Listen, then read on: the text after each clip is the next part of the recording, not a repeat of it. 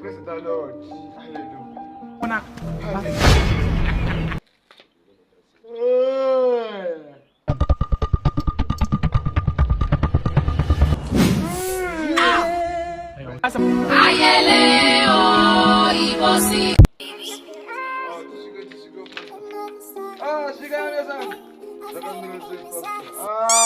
Good. Useko mwana? Kwana kero bodi tika kusenule. Zviripo baba. Zvese bo. Namoni matambudziko zvatikunda baba. Chichanisa mwana. Vedzinza kuramba. Chichanisa. Namo zvaidza tikuona pasta dzemhepo dzemadzinza. Chichanisa. Kuti ndakashanda mari yacho haisi kushanda. Uita ndakada kuti mabhebi no pasta zvinhu zvinamira musha.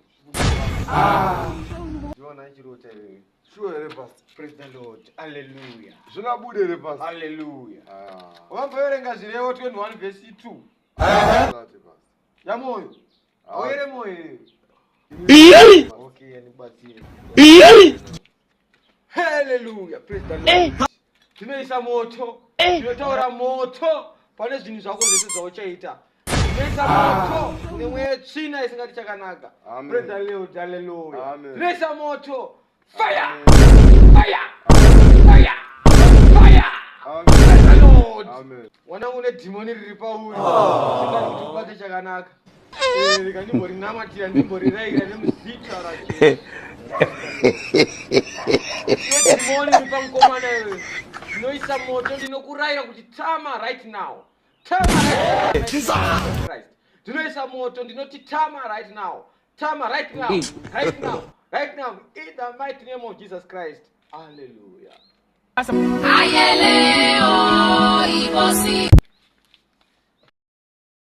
Ndikuda kuhwinisa murume uyu 200 US million.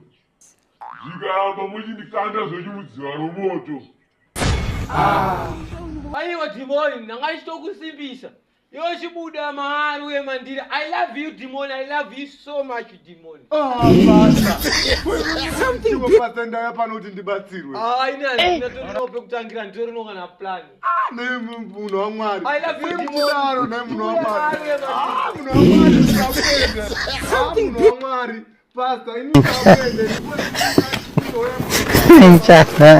I gotta buy it.